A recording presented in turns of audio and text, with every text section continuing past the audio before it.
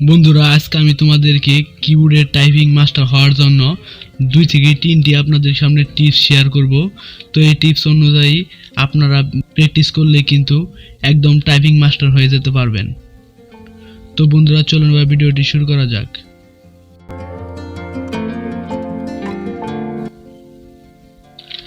তো বন্ধুরা, কিবোর্ডের এখানে 3টি সারি রয়েছে। প্রথম সারি হলো আপ সারি, এবং মাঝখানের সারিটি হলো মিডিল সারি, এবং লাস্টের সারিটি হলো বা সবার নিচের সারিটি হলো ডাউন সারি।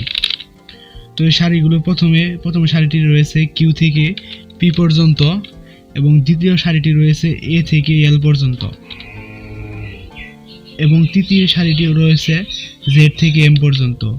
তো বন্ধুরা, আমাদের হাত বসানোর জন্য প্রথম নিয়ম হলো বাম হাতের শেষ যে আঙ্গুলটি রয়েছে সেটি বসবে মিডিল সারির এ বাটনের উপর, এবং তারপর এস, তারপর ডি, তারপর এফ। এই 4টি আঙ্গুল কিন্তু এখানে বসে যাবে বাম হাতের, এবং ডান হাতের যে আঙ্গুলটি রয়েছে সেই আঙ্গুলটি এখানে, অর্থাৎ দ্বিতীয় আঙ্গুলটি জে, কে, এল এই 3টি বাটনের উপর বসবে, এবং যে দুই হাতের যে বুড়ো আঙ্গুলটি রয়েছে সেটি কিন্তু স্পেস বারের সাথে বসবে।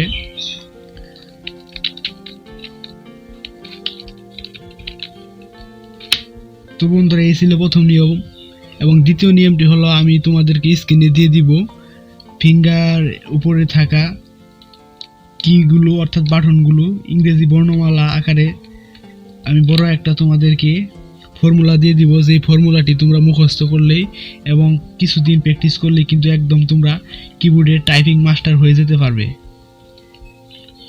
তো বন্ধুরা, স্ক্রিনে দেওয়া ফর্মুলাটি তোমরা ভালো করে একদম মুখস্থ করো, তাহলে কিন্তু তোমরা কিবোর্ডে টাইপিং মাস্টার হয়ে যেতে পারবে। তো বন্ধুরা, এই ছিল আজকের ভিডিওটি। সবাই ভালো থাকবেন, সুস্থ থাকবেন। পরবর্তীতে দেখা হবে নতুন কোনো ভিডিও নিয়ে। আল্লাহ হাফেজ।